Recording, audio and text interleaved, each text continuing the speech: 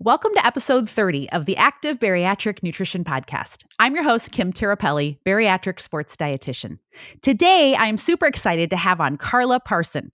Carla is a healthcare professional, bariatric athlete, powerlifter, mental health awareness advocate, and group fitness instructor. She specializes in low-impact fitness training for those with limited mobility, injuries, and disabilities, as well as for seniors, fitness beginners, and bariatric patients who want to incorporate movement into their routine. Carla enjoys teaching others how exercise and self-love plays an important role, not just physically, but mentally and emotionally as well. Once upon a time, she used food and liquor to cope with trauma, but now she has a dope psychologist and uses exercise as her therapy too. Carla is happy to say that bariatric surgery truly saved her life. No more prediabetes, sleep apnea, hypertension, high cholesterol, or joint pains. As she continues to press toward her goals, Carla's desire is to assist others along the way. Her motto is be resilient, be triumphant, be steadfast, be healthy. Hey, Carla, thanks so much for being here today. Thank you for having me. Hey. I'm excited. I'm so glad you're here. I know we talked about this for a while in the last few months. I was like, I gotta get you on. I want to hear all about this. And now that you're powerlifting, like I'm so excited for you to share that journey today. Yeah, I'm excited too. Yeah. Well, kind of give us a quick recap. Tell us a little bit about how you got to where you are today in terms of, why did you choose to have bariatric surgery initially? And when did you have it? I had bariatric surgery February 2014. I had it because I finally decided to choose me. For so long, I neglected my health and my needs, and I was there for everybody else, but I wasn't there for myself. I wanted to be better than a 365-pound girl that made excuses. I wanted to be better than prediabetes, hypertension, sleep apnea. I just wanted to be done with all that, and I wanted to be the best version of myself. So I decided to have the sleeve in 2014, and it's literally the best thing that I could have ever done. Literally.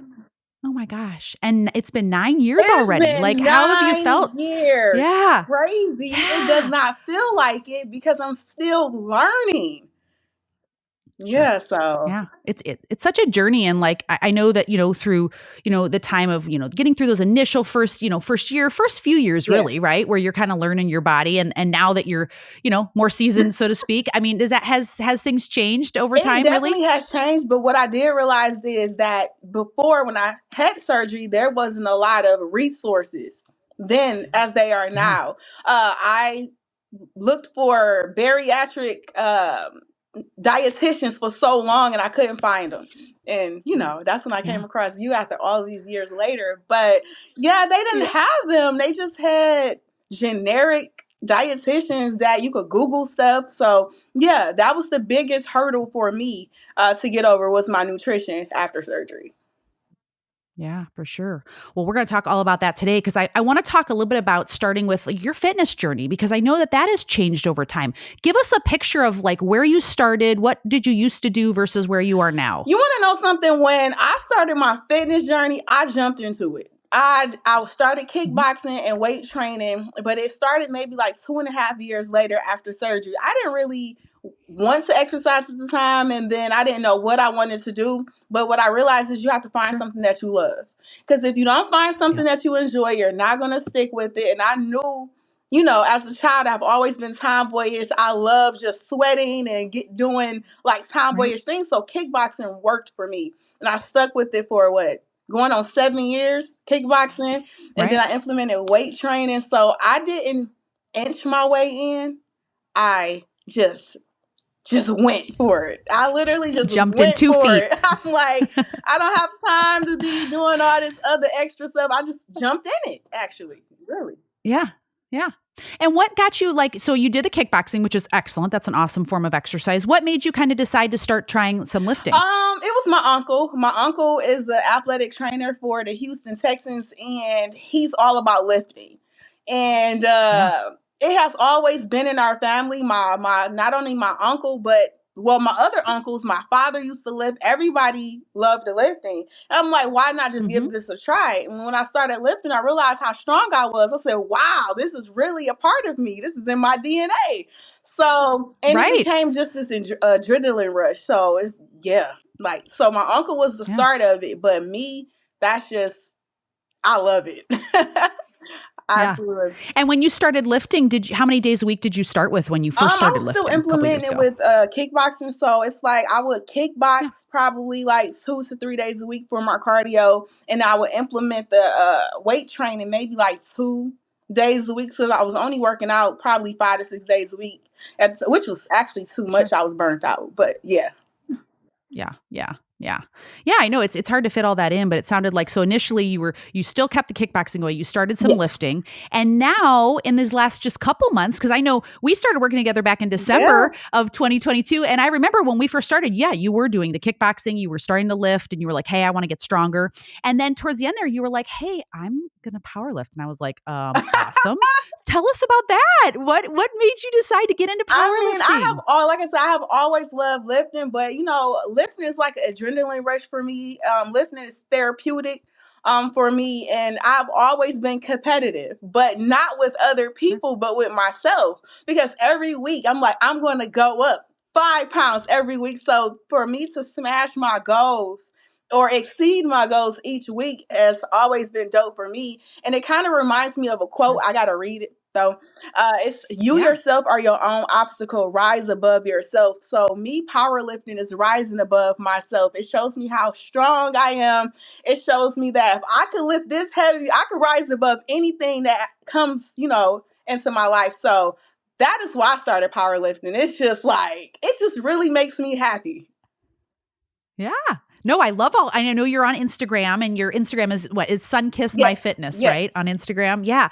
I love seeing your posts, but I think too, honestly, with powerlifting, especially for women, and I'm not saying, obviously men, women, anybody can do it. I just think it's such a powerful thing though, that to show that, powerlifting can be for women as well. And, since you've started it, tell me a little bit about how you felt with it. Like how has that made you feel mentally starting It made powerlifting? me feel strong. It made me feel confident. It made me uh, yeah, strong and confident. I'm gonna say those words. I know Yeah. I've always Yeah. been strong and I've always had some level of confidence, but my confidence level has absolutely increased. And it proves to me also the myth that they say that women gets bulky after they start lifting, and it's not true, because if you've been following my page, I'm not getting bulky.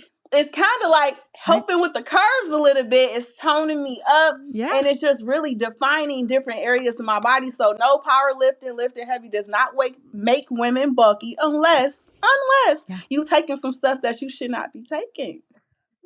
I mean, That's true. that's Yeah. the I mean, only way. It's the only way. yeah.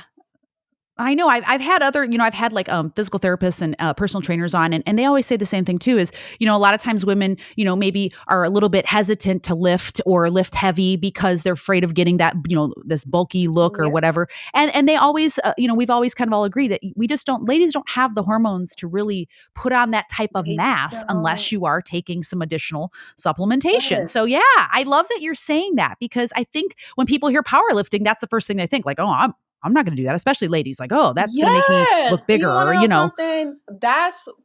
I wanted to power lift back in 2018.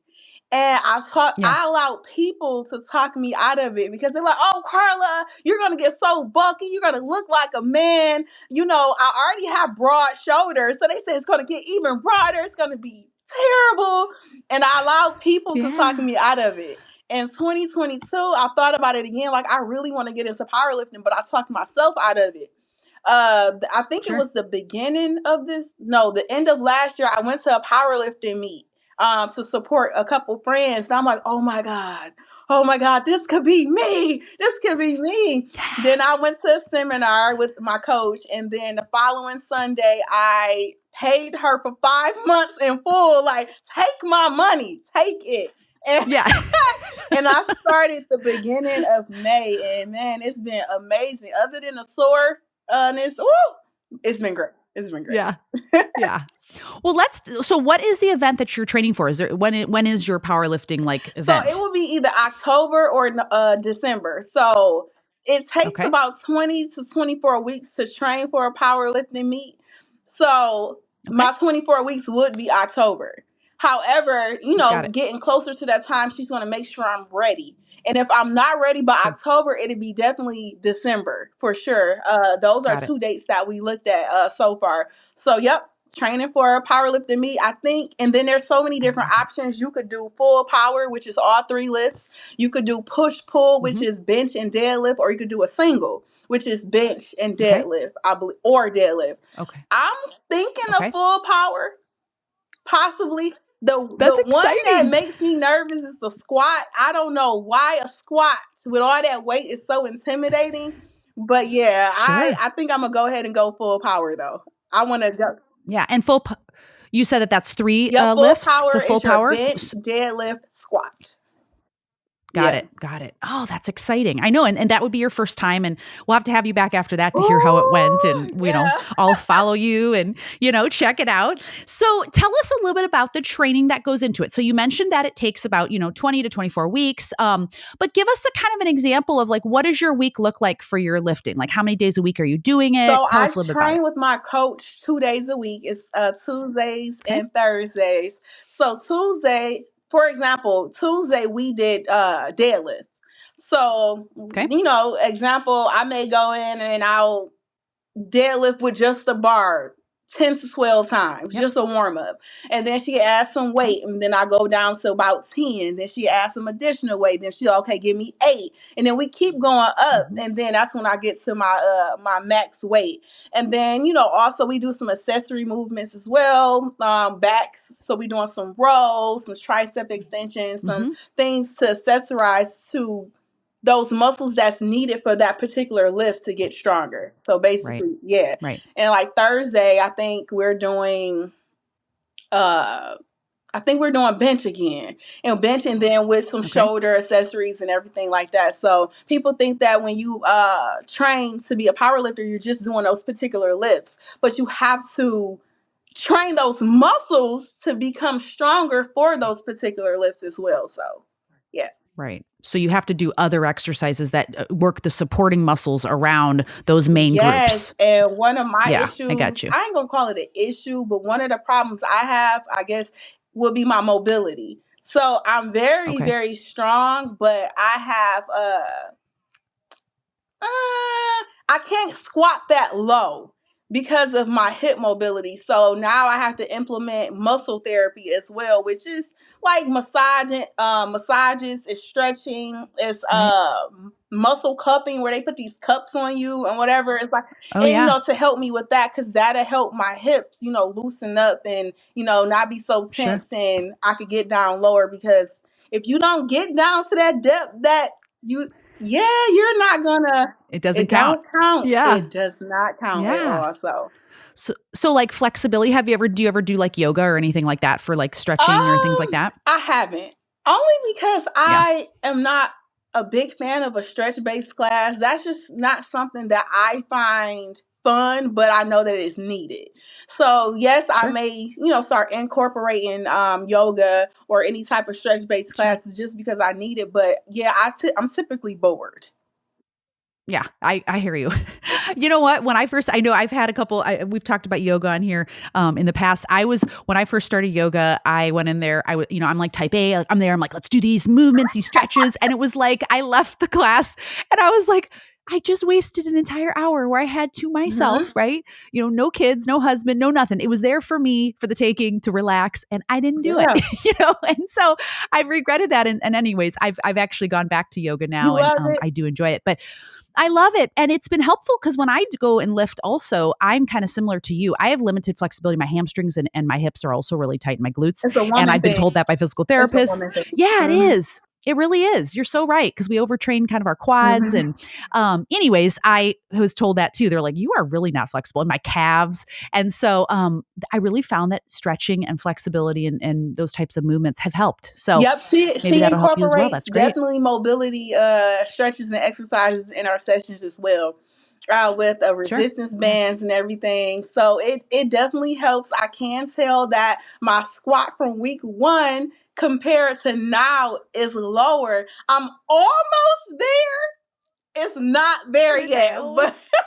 I'm Yeah. almost there. It was one week she had me squatting down to this low box.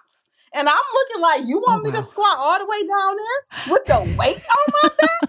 Like, are we kidding? What? But I did it, and I'm like, whoo. But I can tell you that Oh my my gosh. quads was on fire after that session. Yeah, So, I yeah. bet.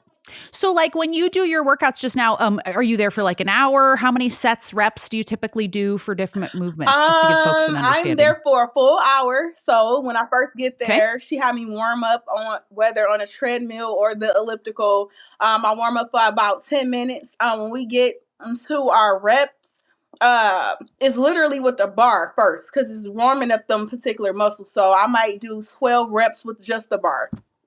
And then Okay. she may add like 10, 20 pounds on there. And then she might give me Yeah. 10. And then so the Yeah. more she goes up, the less reps You it go is. down. Yep. So I guess it's a Got it. pyramid, I guess you will call it maybe. But yep. Yes. So Yeah. Yeah. I think the highest I've got in my bench was 125. The Okay. highest in my squat is 200, and the highest in my deadlift right Awesome. now is 225. So yeah, it's Oh my gosh. literally and it has went up over time. So Yeah. it's pretty dope to see that, and yeah, yeah. Yeah, just inspiring to see that. Yeah, that over to that time, that change over time is so cool to see that. And plus, if you're a competitive person, this type of a event or sport. For those of you that are listening, that are into challenging yourself and seeing what can your body do. I think that's what I love about hearing your powerlifting journey, because it really just pushes you to see hey, how far can I go with this? Let's see. Yeah, so like a couple weeks ago when I was deadlifting 185, it's like I was going real slow. Like, oh God, this is kind of heavy. Okay, I'm going really slow. Sure. Yesterday, I was lifting the 185. I was like down, up, down. I was going so Yeah. fast. And I'm like, wow. Sure. So yeah, it's Yeah. pretty amazing to see the progression over time. So if Sure. I'm like this already and I just got into month 2, I cannot imagine where I'd be at month 5 and 6. Like it's Sure. phenomenal. Oh, it's gonna be so great. Well, let's talk about the other side of that. So let's talk about your nutrition. I know, when we first started working together, one of your main, concerns was just, hey, I want to get more energy. Like I want to be able to get stronger. And your intake was, quite a bit lower that as compared to, I'm sure, is you've kind of built up over time. But tell us a little bit about how you've changed your nutrition over time to fuel, these goals that you have. So before I start working with you, I think I was only getting about 60 to 70 grams of protein a day. If that, I was only getting probably 50 ounces of fluid, and I wasn't Yep. taking my calcium like I was supposed to. I was worried about carbs and all this stuff, but now I'm getting anywhere from 120 to 140 grams of protein a day. I don't care about carbs because I'm gonna eat what I want. I'm getting about Right. 80 to maybe 100 ounces of fluids a day. I take my vitamins. Now I am still struggling with the three chewables of calcium, but Calcium. Yeah. I'm a work in progress. I've also That's right. incorporated creatine as Hmm. well. So it's been Yep. what, about 2-3 months Yeah. maybe. Yeah. So it's like, Since you yeah, started the creatine. I've Yeah. been doing all of that, and I'm just happy that I have stuck with it. Some days are Yeah. better than others, but I do notice that the more I weight train, the more I lift heavy, the hungrier I am. I am very Yeah. hungry, especially after I work out. Before I work out, I'm still not really hungry, but yeah, I'm Right. definitely eating more for sure. Yeah. And I know when we talked about that, that was what you said. Like, you're like, I'm not really that hungry. But now that you're exercising more, I'm glad that you say that, because I think a lot of folks sometimes it's a little bit scary, especially when you've had bariatric surgery, to have hunger come back. It's like, oh gosh, like, is that normal? Yeah. And especially with all the activity you're doing, it's totally normal. And that's your muscle and your body's way of saying, fuel Fuel me, me, because I'm doing all this great feed movement. me, right? Yeah. Feed me. Right. Because I Right. think sometimes I think I'm tripping, like, oh my God, I'm hungry again. I'm telling my Yeah. husband, Yeah. like, babe, this is not right. I'm hungry again. Yeah. He was like, well, babe, didn't you lift weights today? I said, yeah. He said, well, fuel yourself, babe. So yeah. Yep. Yeah. Absolutely. And tell us about what do you typically have before you go to the gym? What do you eat So usually? because I'm not that hungry before I work out, I'll eat something like rice cakes with almond butter on it, or I'll eat Good. a piece of fruit, like a half a banana or something of that nature, because I'm not really that hungry. Or I might eat a protein bar, maybe a handful of nuts. That's before, I work out because I'm not really that Sure. Before hungry. you work. Yeah. And then what do you do typically after your workout? What do you eat? My go-tos after I work out is core power. Actually, Yeah. it's just a thing. I have to have my core power after I work out, and what I do is I put my scoop of creatine in my core power. So that's what I have. Yep. Sometimes I'll have my meat lovers omelet. I love omelets. So it Yep. really depends. But the biggest thing I eat a drink is core power. But if I'm still hungry, I might add a P3 in there, the portable protein pack. And then, Yep. sometimes I have my sausage and bacon omelet. So that's typically what I have Mm-hmm. like directly after. Yeah.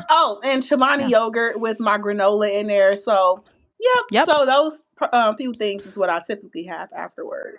No, that's excellent. I love that you're doing things that have both the protein and the carbohydrates. And a lot of folks right after lifting or workout aren't like right away as hungry. So protein drinks like the Core Power that have carbs and Yep. protein are helpful because it's getting that refueling process Mhm. started immediately, right? Recovery process started immediately. And then, maybe an hour or two later, you're ready for your meal or whenever that might be. And then I'm assuming too, you're eating on more of a consistent schedule now. You've been planning ahead for work. I know you work, later in the afternoon. You've been taking your meals and things like that. Yes, I pack my lunch bag with quite a few protein based snacks because I know that if Sure. I don't have an adequate amount of snacks, healthy snacks in my bag, I'm going to stop somewhere. I'm going to go up to the market at work. I'm going to do all of this stuff. So to prevent me from doing that, I always have a P3 in my bag. I have yogurt with my granola. I have extra snacks in there just in case I get hungry and I could go back and Right. and eat something else. I love my tuna pouches and everything, so I have everything prepared in my glove compartment in my car.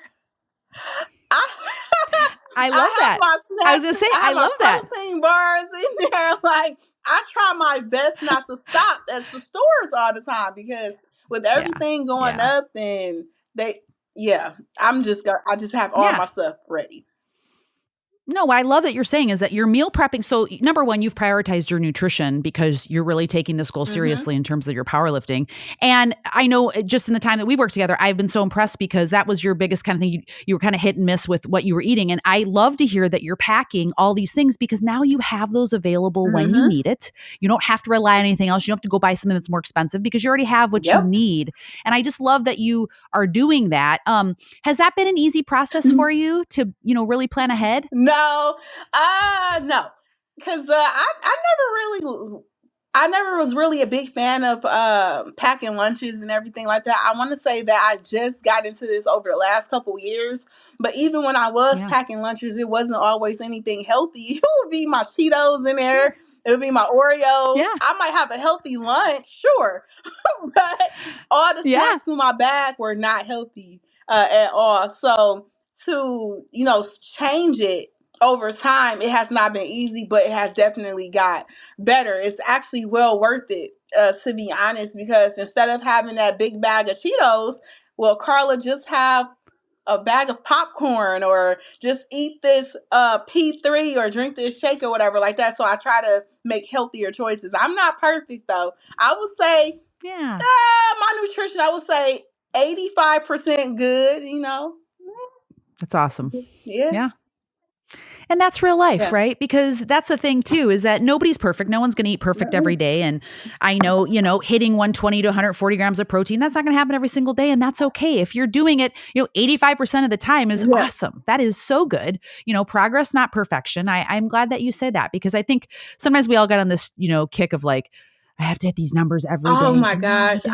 That Like, was me. I thought I had to hit it yeah, every day. It would be awesome to hit it every day. sure. But I just thought I had to hit it every single day. But every day is different, especially when you're not working and you might go out with friends and family. You're not about to be like, okay, what meal has 20 Right. to 30 grams of protein in it. What meal has this? No, go enjoy yourself, have a good time, and get back on it the next day. Yeah. That's so true. Gosh, that's so true. Well, tell us a little bit about how has the lifting changed your body composition? Because I know we've talked about your body comp, in the last few months. Tell me about it. I wish I had it on me so I could read it to you, but my body fat Yeah. is decreasing and my muscle mass is increasing. And I'm looking like this cannot be right. Like, did it really increase? Like what, 4%? I don't remember what it Yeah. was, but yeah, I was like, this can't be right. So I waited a day and I did it again. I said, wow, I think I put it up. Yeah. So the muscle Yeah. mass in my left arm since February has went up, woo, almost 10%. The muscle mass in Wow. my arms went up 10%. The muscle mass in my trunk went up a little under 10%. My left Mm-hmm. legs has went up about 1.5%. So they're almost at that Mm-hmm. 100% with my legs. Let me Yeah. see. Yeah. My weight has gone up, which is normal. It's normal. Yeah. Yeah. My Yeah. skeletal muscle mass went from a 75.2 to a 79.6. My body fat has Yeah. went down 5%. Yeah, so it's like That's it's unbelievable. it's crazy, and I could tell even in my clothes and everything like that. And that's what I focus more on is my body Yeah. composition because the scale don't Totally. tell the true story. It don't tell everything. So yeah, So true. I'm excited. I remember. Yeah. No, go Oh ahead. no, Go I was ahead. just saying I'm pretty excited about that. Like it shows me that I'm going Yeah. in the right direction. Now, granted, do I appreciate the weight going up? No, I don't. But Right. I try not to focus on that. I'm focusing on the other things, and my doctor's pretty happy that I'm focusing on body composition as well. So Yeah, I was just going to say that. That's what I always loved when I was working with you is you were like, I don't look at the number on the scale. That doesn't like impact how I feel about myself because I know how I feel in the yep. gym. And of course, when you get that in-body scan or you get a body composition measurement like that, it is telling you the full picture, not just one parameter. Mm-hmm. Pounds on the scale, what the heck? There could be so many things that impact that, right? But your in-body scanning that you're having done is telling you all those different measurements and gives you that full like, three-dimensional picture, which I love that you said that because I think we all kind of get stuck sometimes on get on the scale and it's like, Yeah. it ruins your I day, wish I knew about the InBody when I first started my journey because I know that it will be a major difference. But Yeah. I'm grateful for this tool now, though. So I'm going to keep doing it Yeah. every month. I want to see the results every single month. It's so amazing. I love it. Yeah. Yeah. And what I wanted to also highlight too is you've been doing this for, at least the last 6 months since we've been working together in terms of you've started more lifting and now you're going into the powerlifting. But talk to us a little bit about, that's so important too is the consistency. You didn't just gain that muscle overnight or lose the body fat overnight. It took time and consistency with your nutrition and your workouts. Can you speak to that? Because I feel like you're such a great example of that. Oh yeah, it did not happen overnight. Even it didn't even happen right away. It didn't. Matter of fact, it didn't even happen within the first month. I want to say when I start Yeah. reaching month 2 and 3, that's when I really start seeing a difference. Everybody starts Mm-hmm. seeing it at work, at the gym. They noticing, becoming Yeah. more defined in certain areas, and I'm like, no, no, I ain't lost no weight. Ain't nothing happened. And then I finally stepped on the InBody scan. I said, "Whoa, there is a change." Yeah. But yeah, it's just you got to be consistent with it. Things are not going to happen overnight. You got to take your time and be patient. I always tell people that uh, take the pressure off of yourself. Don't pressure Yeah. yourself so much because when you pressure yourself, you're not having fun. This journey should be fun. Right. When you looking at everything and pressuring yourself, it just takes the joy out of the whole journey. So yeah, Right. I like to have fun with it, and I love seeing the numbers. And it's going to take some time, but it's going to happen. Yeah, absolutely. Well, can you give us any tips for someone that might be thinking of powerlifting? Are there any tips for them to get started? Uh, Maybe that you wish someone had told you beforehand? Told me. Okay, Yeah. okay. So I would say first have a passion for lifting. If you don't have a passion for lifting, it's like Are you really going to enjoy it? I mean, it's competitive, yes, but are you really going to enjoy it? So I would say have a passion for lifting. Like I said before, don't put too much pressure on yourself. Some people think that they're going to go in lifting the 200 pounds or whatever. Don't put pressure on yourself. Work your way up. Because if you wasn't lifting prior to starting powerlifting, your numbers are not going to be high. So you're going to work your way up. And find a coach. A powerlifting coach is so necessary. They teach you everything that you need to know. They show you the proper depths that you have to reach for the squat. They show you everything. They teach you everything. And my powerlifting coach is phenomenal. I mean, absolutely phenomenal, because she's a powerlifter herself. So I am just so inspired by her. I look at the numbers that she could squat and bench and deadlift and everything like that. So having a coach is the best thing. Now, one thing that I wish somebody would have told me is that my hands would be ugly. Okay? That your hands is gonna get really ugly. Okay? Your hands gotta build these calluses, and it's ugly. And I tried to find some stuff to put on it, but it's just no. So I wish somebody would have told me that, Carla, you can't wear gloves in a powerlifting meet. So it's really no point in training with gloves on, because your hands have to get used to it so that you can do those lifts in a competition. But yes, that's the biggest thing I wish somebody would have told me, because it hurt. That's good. No, that's good advice, because honestly, I know I get little calluses too, and I'm like, gosh, dang it, I should get gloves. But you just said you can't even wear them in the competition, so no point in training with them. Chalk, the powder, and whatever, like when your hands get sweaty. But in regards to gloves, no. So my hands, when I'm deadlifting, my hands is they're ugly. Yeah. That's all right. Look, all the great things that are coming from it anyways. The rest of the good stuff, you know. Well, okay, so I've been asking guests this recently. So if you could talk to Carla before you had bariatric surgery, what would you say to her? I would say you have to stop trying to save everyone else and save yourself. You can't be everybody else's savior. You have to think about yourself. Self-care and self-love is not selfish. So you have to sometimes not worry about other people. You have to worry about yourself. And it took me a long time to learn that, and it's still taking me time to learn that, because I've always been that person that said yes to everybody. Carla, can you do this? Yeah, sure. Carla, can you do that? Yeah, I could do that, but I have to learn how to say no. And it's not me being mean; it's me choosing Carla and not them. So yeah, that's what I would say. I love that. No, I love that. Is there any advice that you have for a bariatric athlete listening? Any other advice that you'd give to someone that is wanting to get started with any lifting or any working out for that matter? I would say stay true to yourself and never lose your identity in someone else. So find something that you know that you will like. For a long time, I lost my identity. And it's sad to say, I lost my identity in the bariatric community.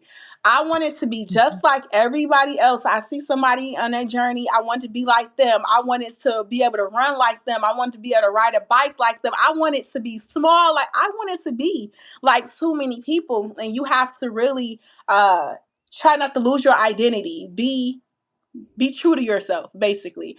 And if you're an athlete or want to be an athlete, find something that you know you're gonna love. Enjoy what you're doing. If you know that you love riding a bike, what's the name of the bike competitions? I can't remember the name of it. Ride your bike, or just be true to yourself and find something that you love and not something that somebody else is doing just because it looks cool. Yeah. I think that's so powerful, because I think that comparison thing and everything always looks so pretty on Instagram or, social media. And do you? From the very beginning, I thought that, I always tell people I am an Instagram influencer that has had gastric sleeve, but I am not a gastric sleeve influencer. So all my content isn't around surgery. It's around my fitness journey. So it's like I'm an influencer that has had the surgery, but all my content isn't focused on that alone. And I tell people that all the time, but I thought that after surgery you had to do that, but you don't. No, You can do you. I mean, I think that's what's important is do you, do your journey. Your journey is unique from Yep. everyone else. And whatever journey you want to take and, how you want to have on Instagram or social media or whatever, do you, and that's why I love all the things that you post because Thank you. first of all, they're inspirational, they're motivating. It's just been fun. It's just been fun getting to know you and watching. And everybody, please go on and follow Carla. Can you tell us where they can follow you and where to contact you? You can follow me on Instagram at sunkiss.my.fitness. That's sunkiss.my.fitness. You can find me on Facebook as well. Same name, Sunkiss My Fitness LLC. You go to my website, sunkissmyfitness.com. And I think that's it because I don't rock with all of the social media outlets. Yeah. Facebook and Instagram is my thing. Got it.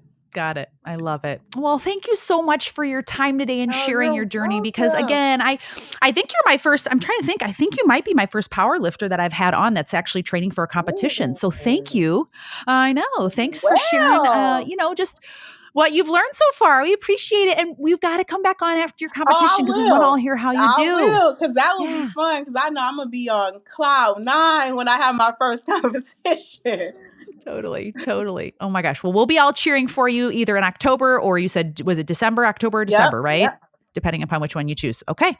Well, best wishes to you. Thank you again. We appreciate your time today, Carla. Thank you for having me. I really appreciate you, Kim. You bet.